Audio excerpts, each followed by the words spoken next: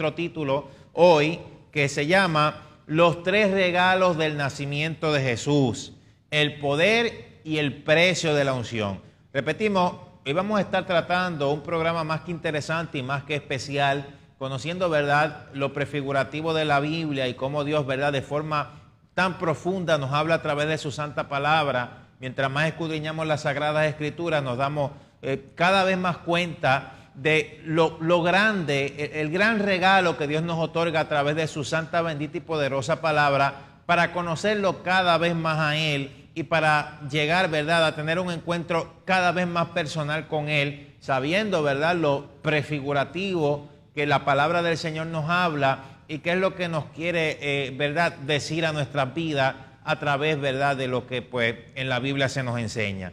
Repetimos nuestro programa hoy bajo el título Los tres regalos del nacimiento de Jesús, el poder y el precio de la unción. Vamos a estar hablando, ¿verdad?, y haciendo un desglose sobre, ¿verdad?, esto que aconteció luego de que Jesucristo nació, cuando vinieron, ¿verdad?, unos reyes del oriente a ofrecer, ¿verdad?, unos presentes al Señor Jesucristo. Pero antes que nada, para ir conectando, ¿verdad?, con estos significados bíblicos, sobre este significado de los presentes que trajeron a Jesús, que sabemos que fueron oro, incienso y mirra, pues antes que nada, pues queremos citar una parte en la palabra del Señor, ¿verdad?, que se encuentra en Éxodo capítulo 30, versículos 22 al 25. Yo quiero que usted me acompañe hoy en nuestro programa porque vamos a escudriñar la Sagrada Escritura de una forma bien detenida para entender, ¿verdad?, la naturaleza divina y para saber lo que pues Dios a través de su palabra nos quiere manifestar o nos quiere hablar, y para que nosotros como creyentes podamos madurar y entendamos, ¿verdad?, lo que es el propósito del cristiano. Bien fácil encontrarse una persona que diga, no, pero si Dios es Dios, ¿por qué permite sufrimiento? Obviamente, pues, una persona madura espiritual sabe lo que es el carácter divino, sabe que Dios permite todo por una razón y con una razón de que nosotros, pues, podamos crecer y que en medio del problema, pues, hasta el punto que llegue nuestra debilidad, ahí sea que el poder de Dios se glorifique, para que aprendamos a depender más de Él. Bueno, vamos a leer en Éxodo capítulo 30, versículos 22 al 25. Éxodo capítulo 30, versículos 22 al 25. Dice así, el aceite de la unción y el incienso. Escuche, habló más Jehová a Moisés diciendo, tomarás especias finas de mirra excelente, 500 siclos, y de canela aromática a la mitad, esto es 250 de cálamo aromático, 250 de casia 500 según el ciclo del santuario, y de aceite de olivas un hin, y harás de ellos el aceite de la santa unción, superior ungüento según el arte del perfumador, será el aceite de la unción santa. En la siguiente imagen nos recuerda un poco, ¿verdad?, cuando el Señor pues llama a Moisés para hacer, ¿verdad?, esto de la santa unción. Y como ya hemos leído en Éxodo capítulo 30, versículos 22 al 25, pues ahí se nos explica cómo Dios manda a llamar a Moisés y le dice tomar especias finas, y de cada especia fina para hacer el aceite de la santa unción, pues Él le da ciertos ingredientes, ¿verdad? Y pues así, por así decirlo, pues una medida o una cantidad específica para que lo lleve, ¿verdad?, entonces a cabo. Relacionado, ¿verdad?, a este caso con Moisés en el comienzo de la llamada dispensación de la ley, pues en este caso, cuando conectamos, ¿verdad?, hacia el Antiguo con el Nuevo Testamento, nos damos cuenta, ¿verdad?, de unas ciertas cosas. Podemos hablar del caso de los regalos que Jesucristo pues recibe en su nacimiento.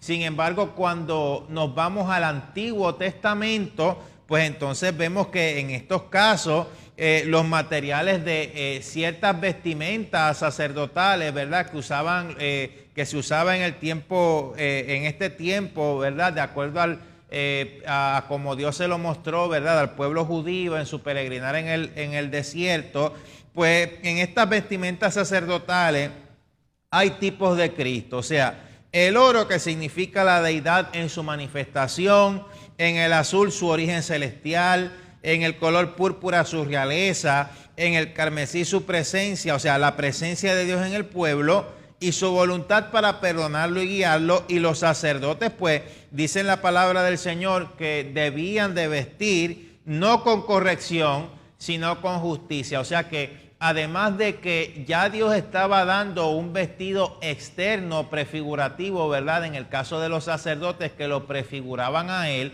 en toda su esencia de significado, pues además Dios decía que además de esto, pues se tenían que vestir con justicia, hablando de la parte espiritual. O sea que Salmo 132 lo dice, Salmo 132 capítulo 9, y yo lo voy a leer. Mire, dice: tus sacerdotes se vistan de justicia y tus santos se regocijen. O sea que leemos la comparación que hace el salmista ahí entre la oración, ¿verdad? Y el incienso. Simplemente establece que la oración sube de igual forma como lo hace el incienso, ¿verdad? En el caso del Salmo 141.2, y entonces pues en este caso sube como el incienso cuando es quemado. Bueno, Salmo 141.2 dice de la siguiente manera: suba mi oración delante de ti como incienso, el don de mis manos como ofrenda de la tarde. O sea, pues lo que vemos entonces aquí en la Biblia es que el Antiguo Testamento es sombra de lo que se iba a constituir en el Nuevo Testamento. Y cuando en Éxodo 31 al 10, pues vemos la manera que Dios constituyó el altar para quemar el incienso, pues lo que vemos es que este altar era hecho de madera de acacia y cubierto con oro, cuadrado, y tenía unos cuernos en las 4 esquinas superiores, anillos de oro debajo de la cornisa para transportación. Y en este altar, pues en este caso, no se ofrecían sacrificios. Este altar era para quemar incienso. Era del trabajo precisamente del sacerdote el quemar incienso, y el proceso era siempre el mismo. O sea, el sacerdote era responsable, ¿verdad?, en esta dinámica de traer carbones encendidos del altar del holocausto y usar esos carbones, o sea, los cuales tenían residuos de sangre del holocausto, usaban esos carbones, ¿verdad?, para quemar ahí el incienso en el altar. O sea que el altar del holocausto fue encendido por primera vez por la presencia de Dios cuando el tabernáculo fue completado y listo para ofrecer el sacrificio. O sea que si nos vamos en esa parte bíblica, pues lo que nosotros sabemos es que pues la presencia de Dios purificó el tabernáculo, encendió el holocausto, así que pues la responsabilidad del sacerdote era entonces mantener el fuego ardiendo todo el tiempo. Para ello, pues el sacerdote entraba en la mañana y en la tarde, traía madera para avivar el fuego y removía los carbones encendidos, ¿verdad?, para quemar el incienso. El acto de quemar incienso preparaba el camino para que el sacerdote pudiera ministrar en el lugar santo, muy cerca de la presencia de Dios, que estaba precisamente en el lugar santísimo. O sea, en el caso del tabernáculo, el tabernáculo portátil. De hecho, pues el altar del incienso quedaba justo frente al velo que servía de separación entre el lugar santo y el lugar santísimo, indicando que para entrar al lugar santísimo había que pasar por el altar del incienso primero. Escuche bien eso. O sea, de la misma manera, para poder entrar en comunión con Dios tenemos que ir a la oración, ¿verdad?, para entonces poder tener acceso con Él. Entonces, si seguimos hablando de esto, pues lo que se nos dice es que el incienso se quemaba en el altar en la mañana y en la tarde, y además cuando el tabernáculo se movía de lugar. En ese momento el sacerdote, además de quemar el incienso, tenía que untar sangre en los cuernos del altar del incienso y en las paredes del arca del pacto, para entonces pasar a desmantelar el tabernáculo para cuando entonces lo fueran a transportar. De la misma manera se hacía para volver a montarlo cuando llegaban al próximo destino.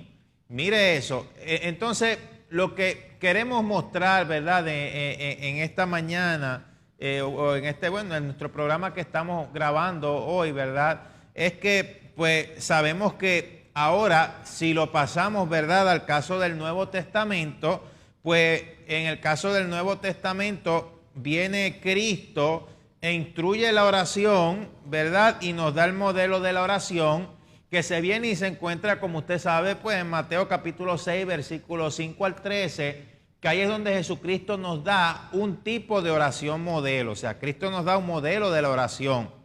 Entonces, hay un dato interesante en el cual vemos en el Nuevo Testamento que Jesús toma momentos de oración comparable con la manera en que el sacerdote preparaba el incienso. Por lo menos, si comparamos en Marcos capítulo 1, versículo 35, Marcos capítulo 1, versículo 35 dice, este es el Señor Jesús, levantándose muy de mañana, siendo aún muy oscuro, salió y se fue a un lugar desierto y allí oraba. O sea que orar de madrugada pues es importante y es prefigurativo de lo que Cristo hacía. Ahora, mire lo que dice Lucas 6:12. En aquellos días él fue al monte a orar y pasó la noche orando a Dios. O sea que nos damos cuenta de los momentos del día, ¿verdad?, en que Jesús toma para orar. O sea que hay algo comparativo ahí con lo que se hacía o lo que hacía el sacerdote, que Dios mismo lo había mandado a hacer pues en el Antiguo Testamento.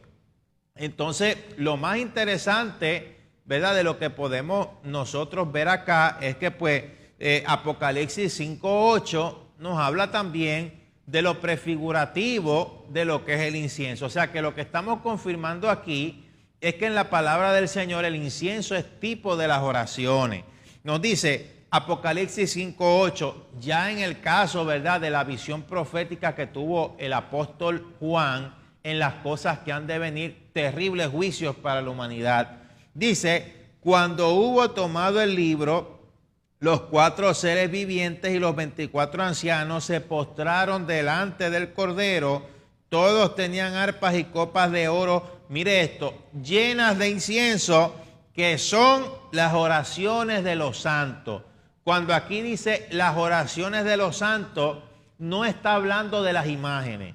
Está hablando bien claro de aquellos que han sido santificados por la sangre del Cordero porque aceptaron el sacrificio expiatorio de Jesucristo en la cruz del Calvario. O sea que nosotros, al ser santificados y al aceptar ese sacrificio, pues quiere decir que pues para Dios, usted cuando lo acepta y cuando ora, usted viene a ser un santo de Dios. Sí, usted tiene pecado, usted tiene defectos, etcétera, pero al llegar a Dios por medio de la oración es porque hay una santificación, o sea, está la sangre de Cristo que ha cubierto sus pecados. Entonces Dios no lo ve a usted con todos sus errores y defectos, sino que a quien está viendo es a su Hijo en usted. O sea, para explicarlo un poco más claro, el Hijo de Dios viene a hacerse llamar Hijo del Hombre para que nosotros, los hijos de los hombres, por medio de él y su sacrificio, vengamos a ser llamados entonces hijos de Dios, aceptándolo a él, porque obviamente no todos son hijos de Dios, todos somos creados por Dios, pero hijo de Dios es el que acepta a Cristo y vive conforme a como Cristo le ha mandado y vive conforme a la piedad. Eso lo dice la Biblia, no lo digo yo.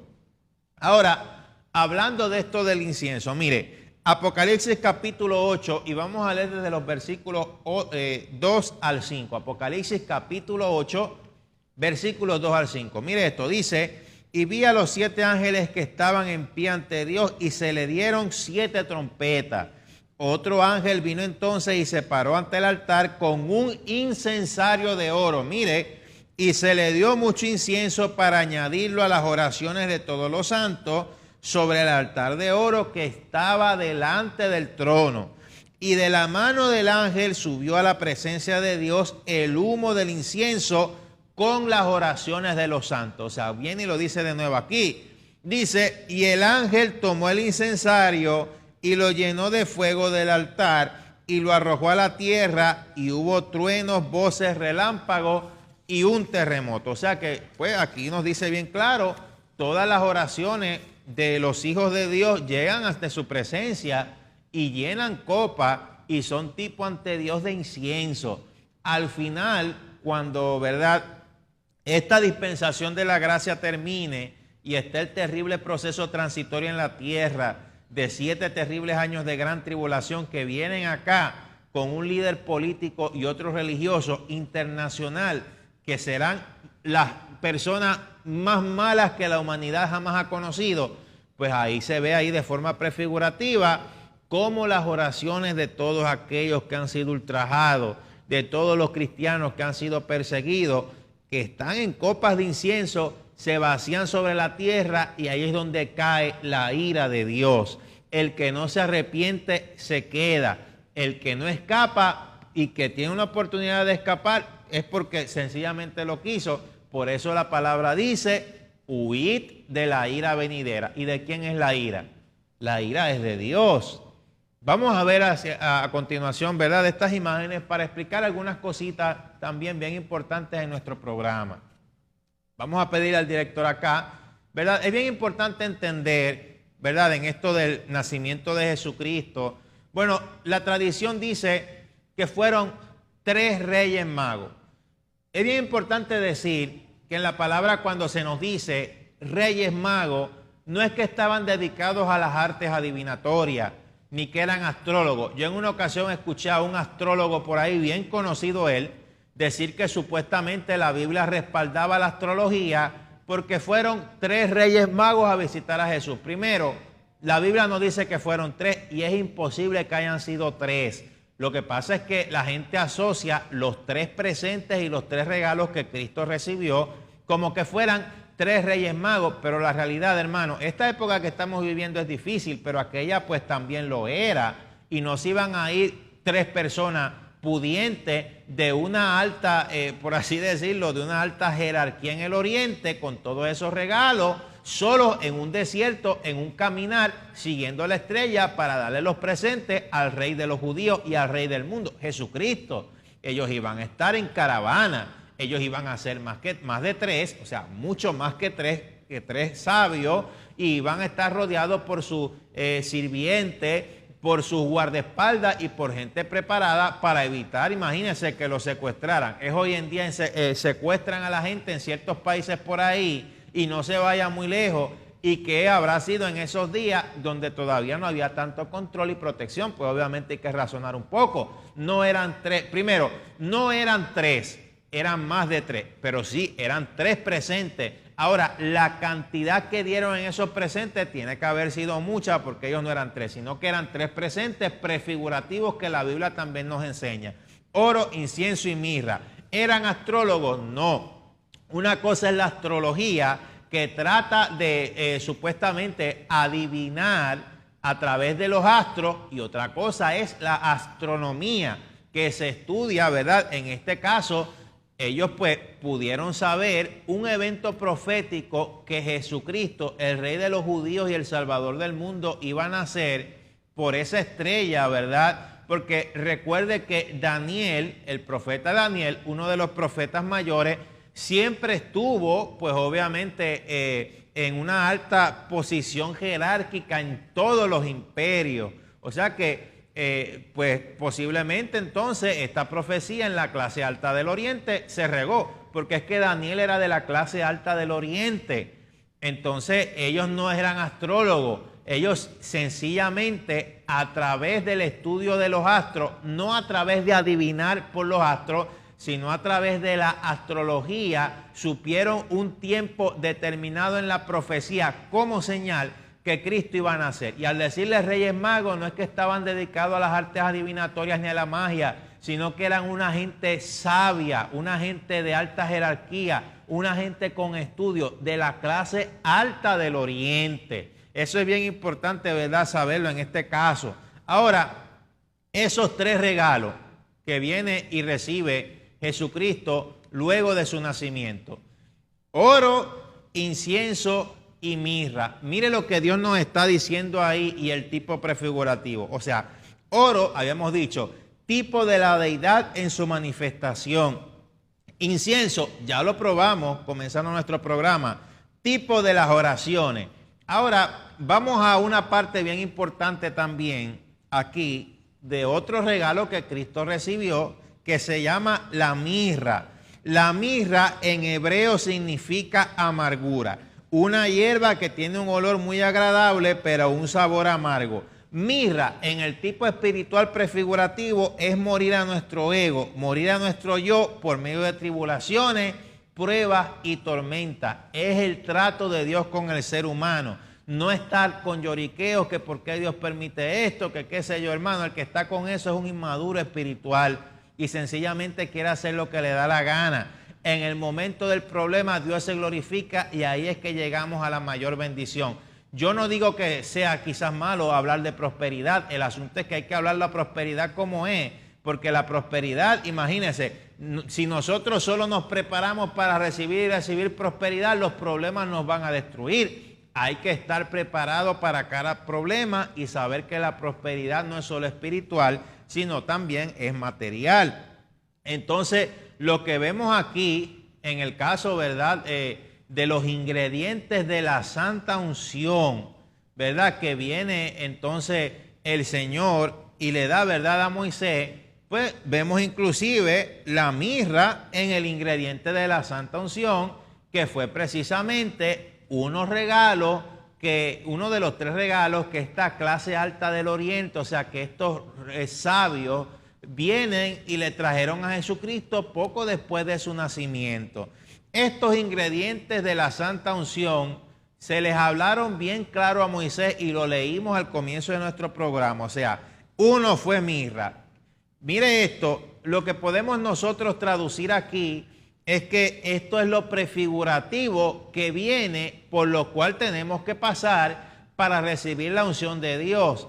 El Antiguo Testamento es reflejo del Nuevo, forma prefigurativa para entender a Dios. O sea, uno de los ingredientes que vemos aquí, y volvemos, Éxodo capítulo 30, versículo 22 al 26, uno de los ingredientes que Dios le mandó a Moisés a poner en la santa unción fue la mirra. O sea, la unción de Dios nos va a capacitar para morir al yo.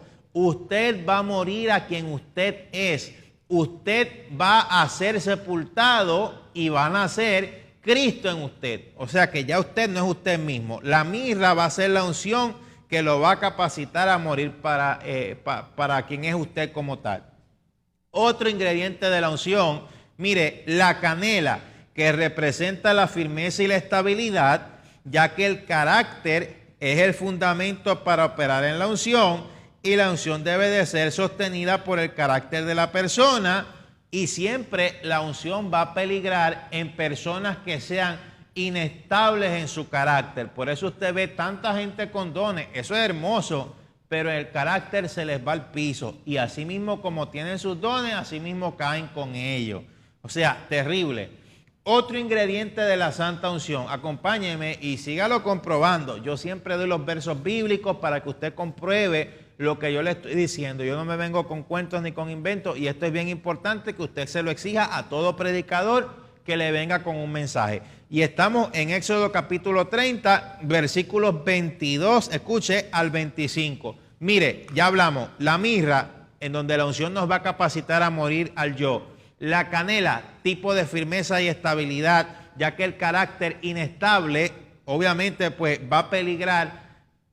En un carácter inestable, de una persona que tenga un carácter inestable, pues esa unción va a peligrar. Número 3, la acacia.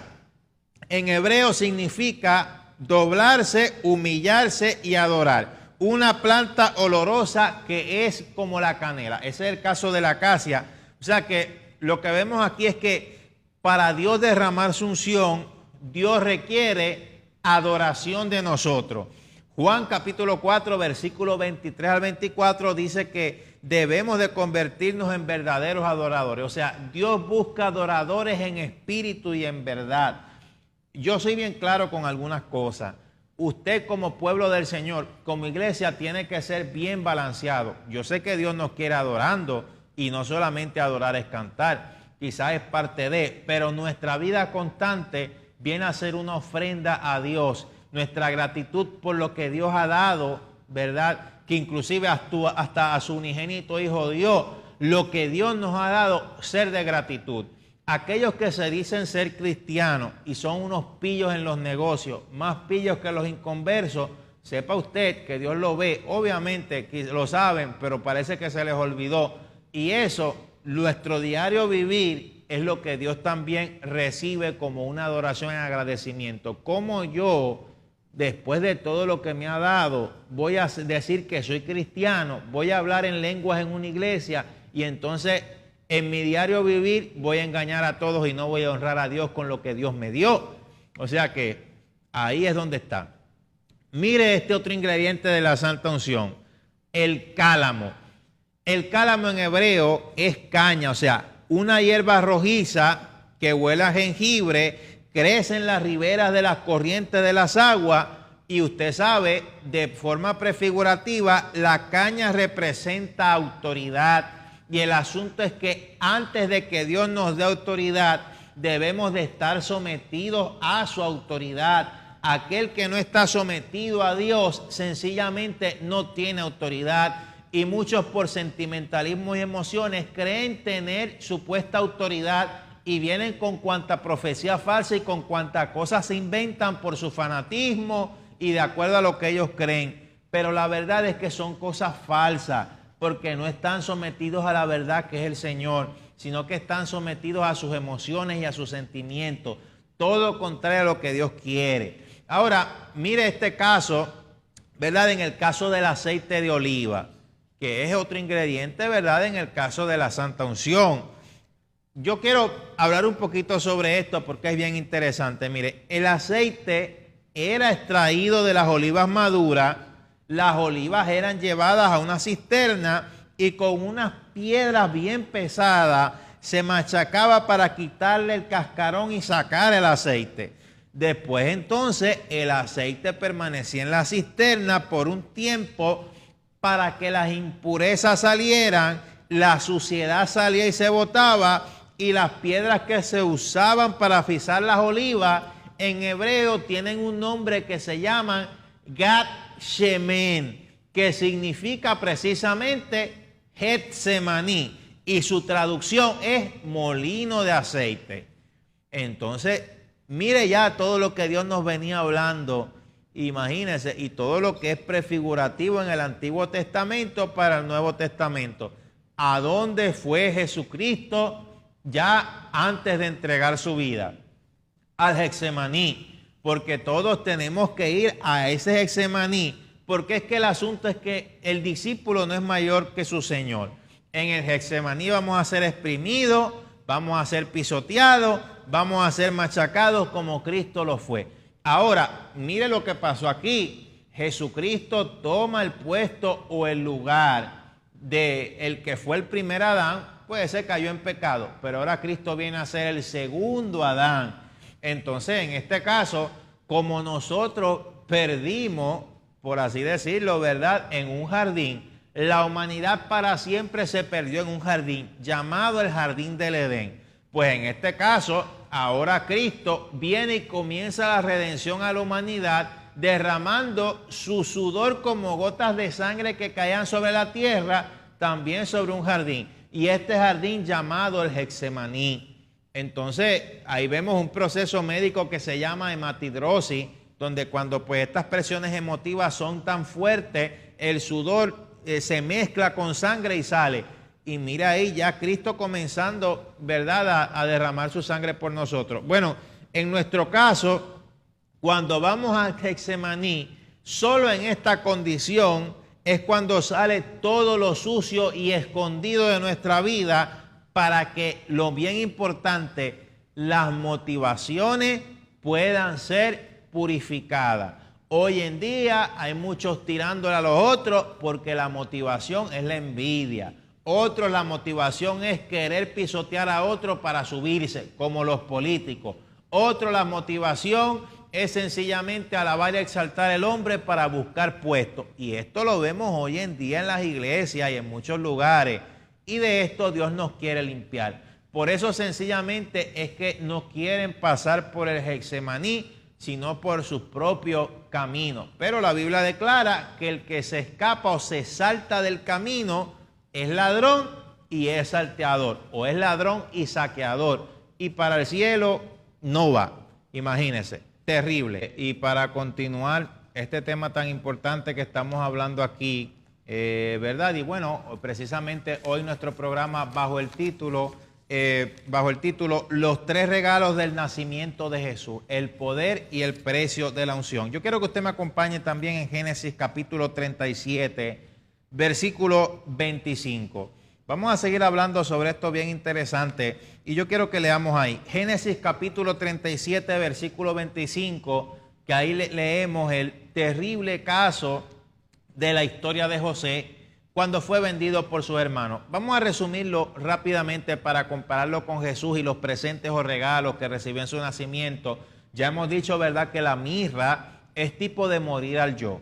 Bueno, ya eso, ¿verdad?, pues lo sabemos. Mire qué otra cosa nos sigue confirmando en la palabra del Señor. Mire lo que dice: se sentaron a comer pan y alzando sus ojos miraron, y he aquí una compañía de ismaelitas que venía de Galaad, y sus camellos traían aroma, bálsamo y mirra, e iban a llevarlo a Egipto. Hoy se usa en nuestro tiempo actual la palabra embalsamar. Precisamente los egipcios usaban el bálsamo para momificar a los cadáveres. La mirra, pues sabemos que es tipo de la muerte al yo. ¿Por qué la palabra nos menciona tan específicamente que esta gente o estos ismaelitas venían de Galaad y sus camellos traían aroma, o sea, traían aromas, bálsamo y mirra, y lo iban a llevar a Egipto? Bueno, es que eran unos materiales bien solicitados por los egipcios, pero además de eso se incluyó esto de forma bien específica para que usted vea un tipo prefigurativo de lo que le pasó a José. José había recibido excelente, o sea, José había recibido revelaciones proféticas que él iba a estar en una posición superior a sus hermanos y una posición de renombre. Lo que pasa es que no sabía por todo el proceso que tenía que pasar primero antes de llegar allá. Y bastante que pagó el precio. Y mire, en este caso lo que la Biblia nos está diciendo aquí es que ahora a José le tocaba morir al yo. Le tocaba salir de su familia, salir de su casa, inclusive hasta ser vendido como esclavo y depender al 100% en las manos de Dios. Algo que parecía terrible. ¿Cómo Dios va a permitir que alguien que Él mismo se le ha revelado y que le dice que va a estar en una posición de eminencia, por qué Dios permite que pase entonces por esclavo justamente después de que Dios le revela eso? Mire, a los 17 años, este jovencito, sus propios hermanos lo venden. Al final de la historia vemos lo que pasó. Sí, la profecía de lo que Dios le dijo se cumplió. Más adelante vemos que José puede interpretar sueños. Él solo los contaba, no decía la interpretación, pero él sabía la interpretación de los sueños que Dios le dio a él. Imagínense todo lo que este joven tuvo que luchar. Bueno, en la carne, imagínense. ¿Por qué Dios permite esto? ¿Por qué si Dios me dijo que iba a estar en una posición de eminencia estoy preso? ¿Por qué estoy entonces como esclavo? Llegan esos momentos así. Entonces, lo que seguimos viendo aquí es este tipo prefigurativo de la mirra, uno de los presentes de Jesús. O sea, morir nosotros, ¿verdad?, al yo. Y vamos a ver en este caso estas imágenes que nos recuerdan un poco, ¿verdad?, a nuestro maestro, nuestro Señor Jesús. Vamos a pedir, ¿verdad?, por acá en donde pues ya habíamos dicho que Cristo pues intuye, ¿verdad?, la oración y nos da el modelo de oración, pues lo dice en Mateo capítulo 6. Entonces hay un dato interesante en que se nos dice que Jesús toma momentos de la oración comparables con la manera que el sacerdote preparaba el altar del incienso en el caso del tabernáculo portátil, ¿verdad?, cuando Dios se revela al pueblo de Israel en su trayectoria por el desierto. O sea, se compara Marcos 1:35 que dice, levantándose muy de mañana, siendo muy oscuro, salió y se fue a un lugar desierto y ahí oraba. Entonces en Lucas capítulo 6 versículo 12 dice, en aquellos días él fue al monte a orar y pasó la noche orando a Dios. O sea, nos damos cuenta de los momentos del día en que Jesús, ¿verdad?, viene y toma para orar. Y pues ya habíamos dicho, ¿verdad?, la mirra es tipo de morir al yo, el incienso tipo de las oraciones, el oro pues viene a ser entonces tipo de la deidad. Ahora nosotros pues podemos hablar esta simbología o este caso prefigurativo, ¿verdad?, de lo que significa esto, de verdad, el caso de la unción. Pero sepamos ahora, ¿verdad?, lo que es el precio de la unción. Bueno, ya mientras hemos ido definiendo cada uno de los ingredientes que Dios le dio a Moisés para preparar la unción santa, pues ahí nosotros pues venimos a saber lo que Dios nos está diciendo allí. Pero también el precio de la unción, pues usted sabrá pues que hay un precio que pagar. En estos precios los vamos a hablar. Número 1, sacrificio. Poner encima las necesidades de otros a las de uno mismo. O sea, Mateo 10:39 nos dice bien claro, y este es un versículo clave para nosotros los creyentes. El que trate de salvar su vida la perderá, pero el que pierda su vida por causa mía la salvará. O sea, poner por encima las necesidades de otros a las de uno mismo, para pues obviamente venir y llevar pues este mensaje y a lo que Dios pues nos llamó. Entonces usted ve, este fue el caso de Jesucristo, este fue el caso de José, que son los ejemplos que hemos venido nosotros poniendo. Este fue el caso también de Moisés. También va a venir el rechazo de las personas. Fue el caso de José, fue el caso de Jesús y también fue el caso de Moisés cuando se le revelaron. El asunto aquí es que los verdaderos líderes ungidos, escuche, estoy hablando de los verdaderos líderes ungidos, no los que se autoproclaman y se autoungen, no, esos no. Los verdaderos líderes ungidos traen cambios que por consiguiente van a crear un conflicto y van a crear una resistencia. Y usted lo vio con el caso de los fariseos y los saduceos con Jesús.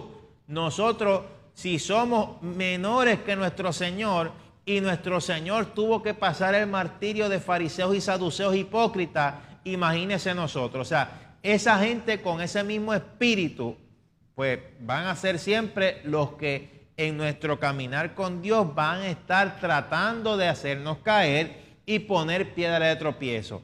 Y mire, a esa gente les encanta pelear. Por eso es mejor ignorarlo, torearlo, no hacerles caso y sencillamente no darles armas para que sigan en su pelea, porque les encanta montarse en tribuna para que los escuchen a ellos. Lo mismo fue con el caso de los fariseos, con el Jesucristo. Montarse en tribuna acusándolo de que él supuestamente quebraba la ley y qué sé yo, y ellos no sanaban de una mosca. Sin embargo, Jesucristo, paralíticos y lo que venía, se sanaba si tenían fe.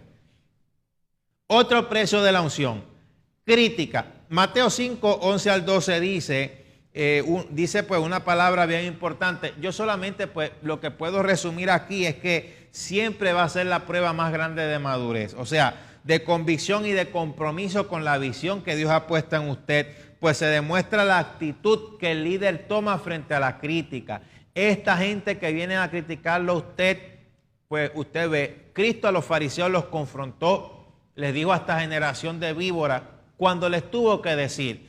Pero en otras ocasiones, sencillamente no se distraiga, porque Cristo cuando le dijo las 3 verdades a los fariseos, nunca se distrajo ni se envolvió en sencillamente decir y decir más cosas, más allá de lo que tenía que decir, sino que siguió con el ministerio que el Padre puso en él. O sea, nosotros pues tenemos que hacer lo mismo, porque la realidad es que dentro de estos corazones, pues hay algo oculto y generalmente, pues si Dios le ha dado a usted algo hermoso y mayor, nadie lo puede tener sino el que se lo da, que en este caso pues viene a ser Dios, y lo que generalmente hay oculto aquí siempre va a ser la envidia, porque hasta la Biblia misma dice que los fariseos tenían envidia de Jesucristo y que Jesucristo predicaba como el que tiene autoridad y no como los escribas, porque es que la Biblia usted se la puede conocer de rabo a cabo, usted puede estudiar para ser pastor. El asunto es preguntar primero a Dios si Dios lo llamó a eso, porque Dios va a respaldar y va a tener un compromiso con el que llama, no con el que estudia esto, porque esto no es una profesión, esto es un llamado de Dios. Bueno, es una profesión, pero para los que son llamados por Dios. Entonces, mire esto, precio de la unción. Hemos dicho 3 puntos bien específicos. Mientras los hemos venido diciendo, estoy seguro usted ahí, detrás de la pantalla de su televisor, su celular, su computadora, etcétera, seguramente ya está relacionando cosas que son ciertas, porque es que es así. Precio de la unción, sacrificio, rechazo de las personas, crítica. Cuarto, bien importante también, soledad. Cristo fue varón de dolores e experimentado en quebranto. En el caso de José, imagínense en una prisión, después vendido como esclavo, siendo el niño preferido de su padre, estando bajo una protección paternal sin importar sus envidiosos hermanos.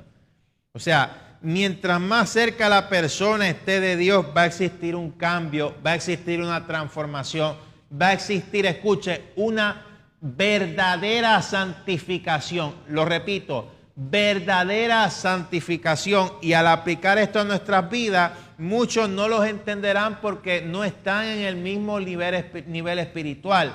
Y hoy en día hay muchos tergiversando lo que se llama la senda antigua y la santificación, porque la realidad es que no han tenido un encuentro con Dios, sino que sencillamente son cosas que le han venido de boca en su familia y no han querido experimentar a Dios por ellos mismos. Número 5, cansancio. ¿Usted cree que Cristo no se cansó? Él dijo que no tenía ni una piedra en donde recostar la cabeza.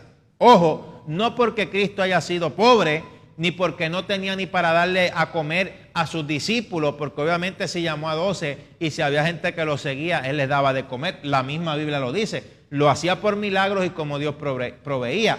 Cuando Cristo dijo que no tenía ni una piedra donde recostar su cabeza, era todo el tiempo que le exigía su ministerio. No tenía descanso. Estaba continuamente trabajando para el Padre, trabajando para lo que fue enviado aquí. El evangelista, el pastor, el ministro, siempre va a experimentar cansancio. Ese es un precio de la unción porque es un sacrificio para Dios. Precio pagado por la familia. En este caso, pues nosotros sabemos que al que Dios llamó, Dios no le dijo que no se casara. Si decide no casarse, ya eso es cuestión de la persona. Asimismo lo dijo el apóstol Pablo en la iglesia apostólica, ¿verdad? La iglesia que fue pues la iglesia que dejó el Señor. La iglesia apostólica que tenía sedes en Asia Menor, que tenía sede en Jerusalén y que después pues en muchos lugares y que después fueron perseguidas. Pues obviamente cuando el ministro sale, muchas veces tiene que dejar a su familia y usted si es padre de familia, imagínese días sin ellos. Y aquellos que muchos por ahí critican, no, que se están lucrando, no, que esto, pagan precio por su familia y el precio que los lengua larga por ahí no pagan porque no meditan ni piensan lo que se está haciendo para el Señor. Pero el ministro lo hace para Dios sin importar lo que 2 o 3 digan por ahí. Mire esto, vamos a repetirlo: precio de la unción, sacrificio, rechazo de las personas, crítica, soledad, cansancio y precios pagados por la familia. Yo quiero también aprovechar en nuestro programa hoy, ya que hemos hablado de todo esto prefigurativo de la unción, pues es bueno también mencionar lo que son los asesinos de la unción. El asesino por excelencia. Pero ¿cómo va a ser un asesino de la unción? ¿Qué? ¿Que la mata y no puede revivir? Bueno, la unción siempre está. Al decir asesino de la unción es que impide que la unción, o sea, que Dios a través de su unción y su poder en su unción se manifieste como se tiene que manifestar. Número 1, la irreverencia. Usted ve gente que usted hace el llamado, que usted está predicando, hablando por allá atrás. Cuando no tienen tiempo en toda la semana, a veces van solamente un culto a la semana a la iglesia y cuando van es estar hablando con el que está atrás.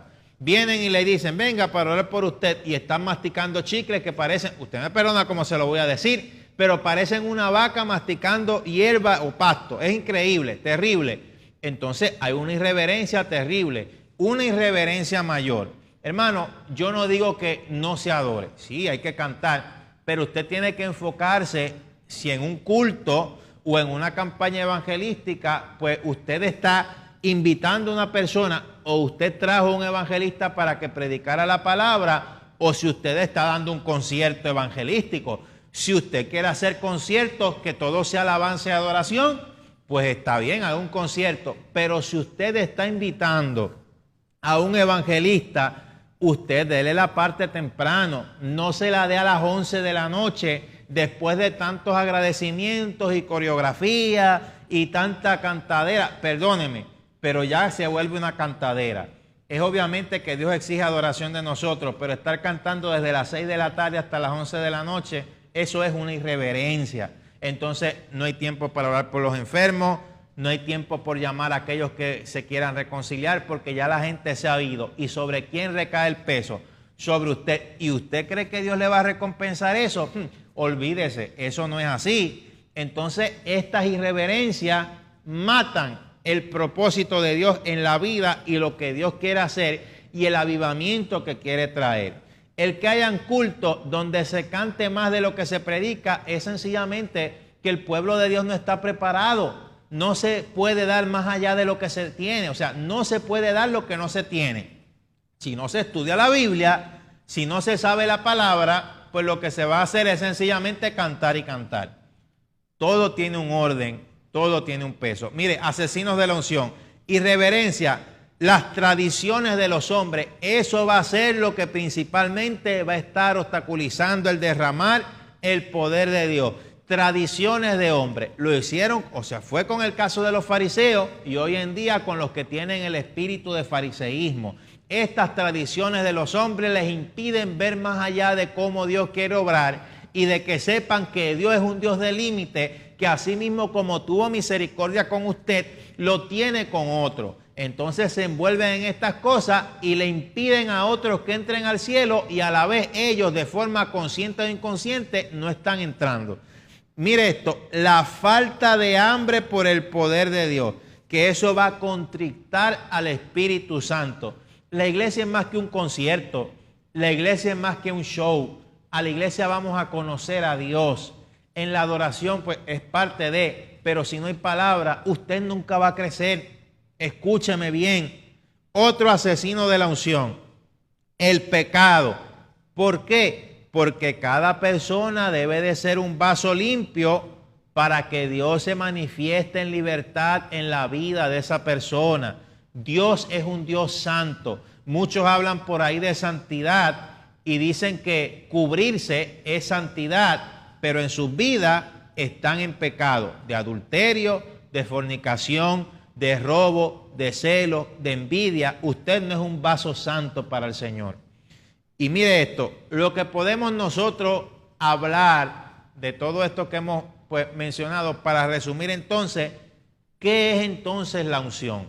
La unción es el acto por medio del cual Dios consagra, unge y capacita a una determinada persona con sus cualidades y virtudes, con el propósito de que entonces venga esta persona y que le sirva para su obra. O sea, mientras más tengamos una disposición nuestra para que Dios haga en nuestra vida todo lo que tiene que hacer, todo lo que tiene que sacar, todo lo que tiene que perfeccionar, a donde sea que Dios nos tiene que guiar, pues entonces, pues nosotros, por así decirlo, ¿verdad? En un mutuo acuerdo de Dios con nosotros, pues entonces va a haber un espíritu de sacrificio en conjunto con lo que Dios tenga que hacer, y entonces pues ahí es donde Dios va a obrar.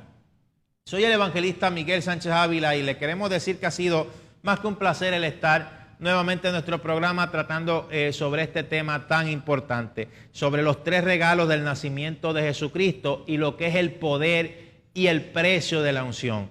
Muchos queremos quizás, oye, vamos a orar por para que se sane inmediatamente. Vamos a orar por aquel muerto para que reviva. Vamos a orar por aquel paralítico para que se levante. Vamos a orar por aquel leproso para que se sane. O por aquel que tiene cáncer para que inmediatamente ese cáncer desaparezca. Oran por él y se quedó igual. Yo no digo que Dios no tenga propósitos diferentes con cada cual. Sí, porque pues tampoco podemos ir por encima del propósito que Dios tiene para cualquier persona. Y no a todos Dios los va a sanar de forma instantánea, también de forma progresiva o como sea que Dios tenga, ¿verdad?, el propósito para la persona. Pero el decir campaña de sanidad y milagro y que no se sane ni una mosca, bueno, usted me perdona, pero es que algo está pasando allí.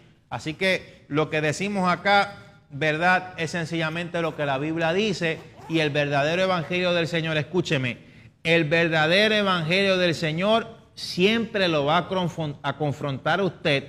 Va a ser como un espejo, pero un espejo espiritual donde usted se va a mirar para ver si verdaderamente usted está donde tiene que estar. No se engañe, no se autoengañe. La verdad, solo la verdad nos hace libres.